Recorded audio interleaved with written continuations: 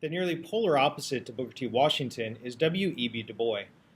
Remembering ACAPS, Du Bois was born free in the North, and he attended prestigious schools on scholarship, and he even earned a doctorate from Harvard University.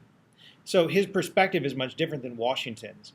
Du Bois is going to oppose Washington's emphasis on vocational education, instead arguing that African Americans should earn any educational opportunity that they can get. He calls this the talented tenth, that the African American community, the freedmen community, should support the top 10% of African Americans, get them into whatever vocations they can. This accomplishes a few things. First of all, those doctors and lawyers and whatever they're going to be are going to come back to the community and be a role model for other African Americans. Also, it's going to show the white community that African Americans can do whatever they would like and be successful, and that they should have full equality. Sometimes Du Bois is going to be called militant, and he had militant rhetoric. Now, this doesn't mean he's walking around with guns, but what it means he's more aggressive. He is going to demand full social and political rights immediately. He's not willing to accept that accommodation or gradualism of Booker T. Washington. He goes on to help found the National Association for the Advancement of Colored People, also known as the NAACP we still have today.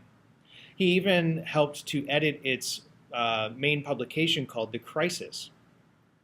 This is going to find him more accepted, especially among Northern African Americans and the growing middle class of African Americans, but the white community finds him completely unacceptable. This is one of those uncomfortable moments of white supremacy that the white population, especially in the South, doesn't like Du Bois because he's demanding equality for African Americans. In the North, he's not all that accepted either because there's still de facto segregation or segregation in practice. In the South, it's by law or de jure segregation.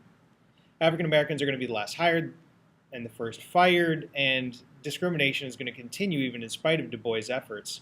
However, eventually the NAACP will be more successful, although Du Bois is going to be in the late 1800s. The NAACP eventually, with Brown versus the Board of Education in 1954, is going to win a court case and launch the modern civil rights movement.